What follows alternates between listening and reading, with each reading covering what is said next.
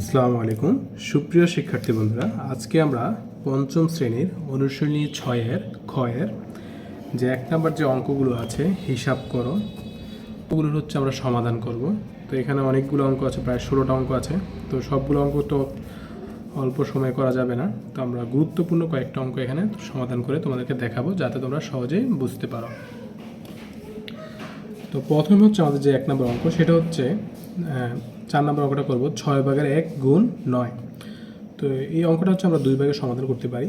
প্রথমত আমরা 9 দিয়ে হচ্ছে এই 1কে গুণ দিতে পারি, যেমন এটা লিখতে পারি আমরা, এই 9টা হচ্ছে গুণাকার আছে, 9কে 9 আর ভাগারে 6 আছে। তারপর হচ্ছে আমরা 9 এবং 6কে 3 দিয়ে ভাগ দিতে পারি।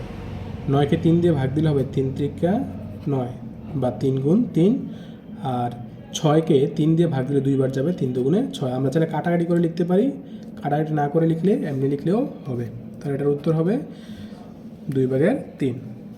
তারপরে 7 নম্বর যে অঙ্কটা আছে, আমরা চাইলে এটা এইভাবে করতে পারি, যেমন 3 × 5 = 15 ভাগ 6 × 7 = 42। চাইলে আমরা এটাকে এরকমভাবে লিখতে পারি যে 2টা গুণ করে 3 × 5 = 15, 6 × 7 = 42। তো এটাকে 42/15 লিখতে পারি।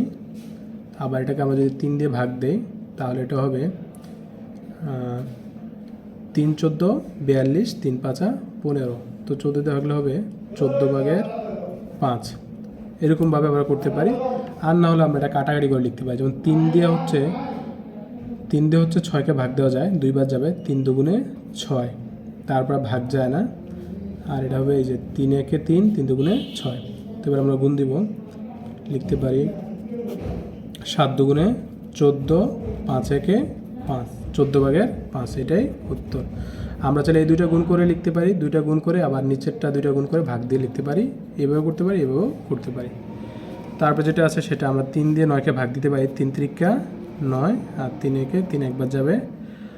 আর তারপর হচ্ছে 7 × 7 = 3 × 24, অর্থাৎ এটা হবে এই যে 3 × 24 আর 7 × 1 = 7, তাহলে ভাগফল হবে 24/7। এটাই উত্তর। আবার আমরা এটাকে লিখতে পারি, আমরা চাইলে 27 × 9 লিখে উপরে আবার ভাগ করে 12 × 8, 8 × 12 = 96 এভাবে লিখতে পারি। আর নাহলে আমরা কাটাকাটি করতে পারি, যেমন 9-এর আমরা হচ্ছে 3 দিয়ে ভাগ দিতে পারি, 3 × 9, 3 × 4 = 12। আর তার এটা হবে 3 × 27 আর হচ্ছে 4 × 32। তাহলে আমরা লিখতে পারি 4 × 32। এটা গুণে আছে, এই যে 4 × 32। আর হচ্ছে 3 দিয়ে 27কে গুণ, 3 × 7 = 21, 21-এর 1 হাতে আছে 2, 3 × 2 = 6, 6 আর 2 = 8, 3 × 27 হচ্ছে 81। তো আমরা লিখতে পারি 32/81। এটাই হচ্ছে চূড়ান্ত উত্তর। তারপর হচ্ছে যে 15 নম্বর অঙ্কটা আছে, সেটা হচ্ছে 25/21 গুণ 14/15। তো এখানে এই যে আমরা জানি ভাগ দিতে পারি, ঠিক আছে, কোনায় কোনায় ভাগ যায়, আবার হচ্ছে উপরে নিচেও ভাগ যায়। এগুলো হচ্ছে গুণাকারে আছে, এগুলো হচ্ছে ভাগাকার আছে, ঠিক আছে। তো আমরা 14-রে 7 দিয়ে ভাগ দিতে পারি, 21-এও 7 দিয়ে ভাগ দিতে পারি, ঠিক আছে। তাহলে আমরা লিখতে পারি 7 × 2 = 14, 3 × 7 = 21, অর্থাৎ 21-এ 7 দিয়ে ভাগলে 3 বার যাবে। আবার আমরা হচ্ছে 15-কে 5 দিয়ে ভাগ দিতে পারি, 25-কেও 5 দিয়ে ভাগ দিতে পারি, 3 × 5 = 15 আর 5 × 5 = 25। তো আমরা চাইলে এবার কাটাকাটি করেও লিখতে পারি, আবার হচ্ছে কাটাকাটি না করে জাস্ট এই যে 15 × 21 লিখতে পারি, আবার নিচে হচ্ছে 25 × 14 যে গুণফলটা হবে সেটা লিখতে পারি, তারপর ভাগ দিয়ে অঙ্কটা করতে পারি, বা কাটাকাটি করেও করতে পারি। তারপরে যদি লিখি 5 × 2 = 10 আর 3 × 3 = 9, তাহলে হবে 10/9। এটাই উত্তর। তো এটা হচ্ছে মিশ্র ভগ্নাংশ আছে, এটাকে আমাদের অপ্রকৃত ভগ্নাংশে রূপান্তর করতে হবে। তাহলে হবে 3 × 4 = 12, 12 × 1 = 13। তো এই 3 সমস্ত 4/1-কে অপ্রকৃত ভগ্নাংশে রূপান্তর করলে হবে 4/13। 3 × 4 = 12, 12 × 1 = 13, 4/13 গুণ এই 13/2। তাহলে এই 13 আর এই 13 কাটা যাবে, 13 × 1 = 13, 2 দিয়ে 4-এর ভাগলে 2 × 1 = 2, 2 × 2 = 4, অর্থাৎ 2/1 হবে, ঠিক আছে। আর কেউ যদি মনে করো যে তোমরা কাটাকাটি পারো না, বুঝো না, তখন তোমরা কি করলা, জাস্ট এই যেটা গুণ করলা, 13 × 2 = 13 দুগুণে 26 আর 4 13 52। আবার 26 দিয়ে 52 ভাগ দেওয়া যায়, 26 26, 26 দুগুণে 52 সমান হচ্ছে 2/1, এটাই উত্তর। তো এই অঙ্কগুলো আমরা দুইটা নিয়মেই করতে পারি, কোনো সমস্যা নেই। তো এই নিয়মে করা যাবে, এভাবেও করা যাবে, ঠিক আছে।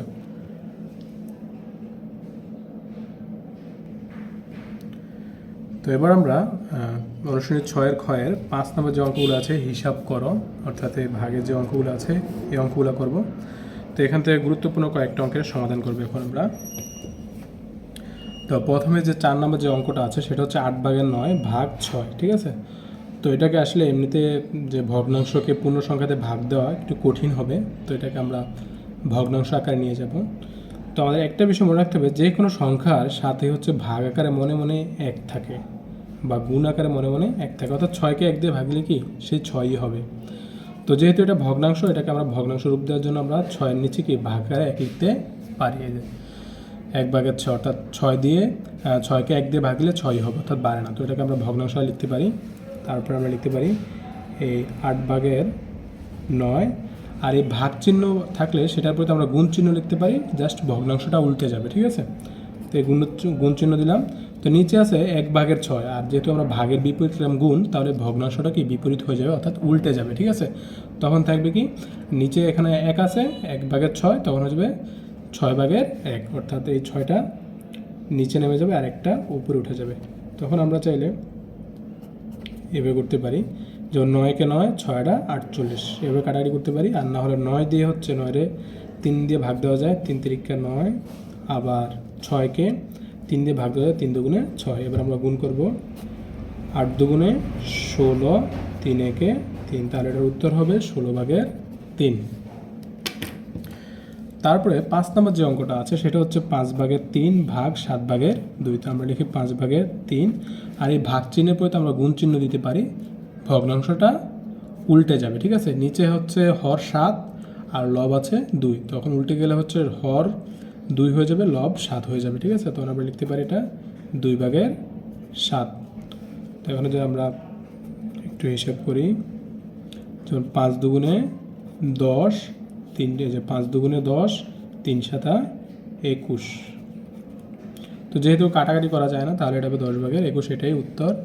তারপরের যে অঙ্কটা আছে সেটা হচ্ছে 5/2 ভাগ 15/8। তো এটাকে আমরা লিখতে পারি 5/2, আর এই ভাগের প্রতি আমরা গুণ চিহ্ন দিব, তাহলে কি ভগ্নাংশটা উল্টে যাবে। 15 নিচে আছে, এটা চলে যাবে উপরে, এই 8 উপরে আছে লব আকার, এটা হয়ে যাবে হর, তো এটা হয়ে যাবে 8/15। তো এই 5 দিয়ে 15 ভাগলে 3 বার যায়, 5-একে 5, 3 5 15, আবার 2 দিয়ে 8কে ভাগ দেওয়া যায় কোনায় কোনায়, তো 2-একে 2, 4 দুগুণে 8। তাহলে এটার ফলাফল আসে, আমি যদি হিসাব করে লিখি, এই 4-একে 4, 3-একে 3, তাহলে 4/3 এইভাবে। বা আমরা চাইলে এটা এতটুকু পর্যন্ত করে গুণ আকারে লিখতে পারি, যেমন 15 দুগুণে, এই যে 15 দুগুণে 30, 5 8 40।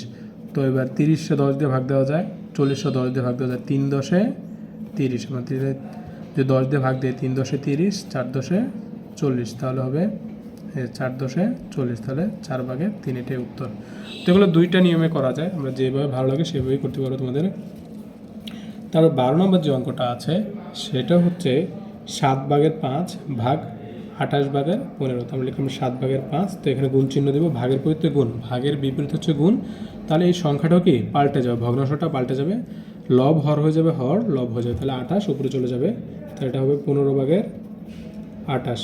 তো এটাকে কাটাকাটি করা যায়, 5 দিয়ে যেমন 15-কে ভাগ দেয়, 5-একে 5, 3 5 15, আবার 7 দিয়ে 28-কে ভাগ দেওয়া যায়, 7-একে 7, 4 7 28, তাহলে 4-একে 4, ফলাফল কী হয় 4-একে 4 আর 3-একে 3, অর্থাৎ 3/4, এটাই উত্তর।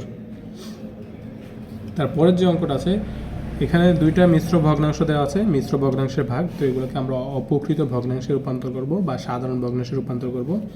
তো এটা হবে 4 হওয়ার যে ঠিকই থাকবে, 4 দুগুণে 8, 8-এর-একে 9, তাহলে এটা হবে 4/9। তারপর হচ্ছে ভাগ, যে 4 দুগুণে 8, 8-এর-একে 9, তাহলে 4/9। তখন আমরা লিখতে পারি এই 4/9, ভাগের পরিতে লেখা যায় গুণ, তো গুণ দিলে হচ্ছে ভগ্নাংশটা উল্টে যাবে, তো তো 4 চলে যাবে উপরে, আর যে লব সেটা হয়ে যাবে হর, তো 9 ভাগে 4।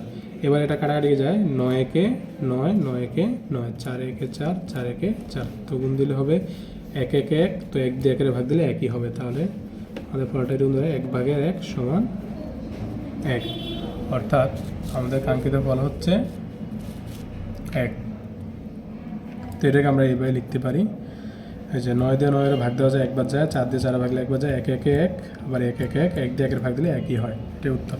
তারপর হচ্ছে 11 ভাগ, তো এটাকে আমরা মিশ্র ভগ্নাংশ আছে, তো এটাকে আমরা অপ্রকৃত ভগ্নাংশে রূপান্তর করব। 2 সমস্ত 4 ভাগের 1, তো লিখব 4, 4 দুগুণে 8, 8 একে 9, তো 4 ভাগের 9। তো এই 11 নিচে কিন্তু মনে মনে ভাগাকারে 1 আছে, ঠিক আছে, ভাগাকারে 1 আছে। তো এটা আমরা লিখব যে ভগ্নাংশ আছে, যেহেতু ভগ্নাংশ দিয়ে ভাগ দেবো, তাহলে লিখবো 11 ভাগের 1। আর যেহেতু ভাগ চিহ্ন আছে, ভাগের পরিবর্তে আমরা যে গুণ, ঠিক আছে, গুণ দিলে এই ভগ্নাংশ উল্টে যাবে, তো এটা হয়ে যাবে 4 ভাগের 9 আছে, হয়ে যাবে 9 ভাগের 4। তো এটাকে আমরা লিখতে পারি এই 9 একে 9, 4 11 44, অর্থাৎ 9 ভাগের 44, এটাই হচ্ছে উত্তর। তো এগুলো হচ্ছে আমরা ভাগের যে ভগ্নাংশগুলো আছে সেগুলো সহজে সমাধান করতে পারি।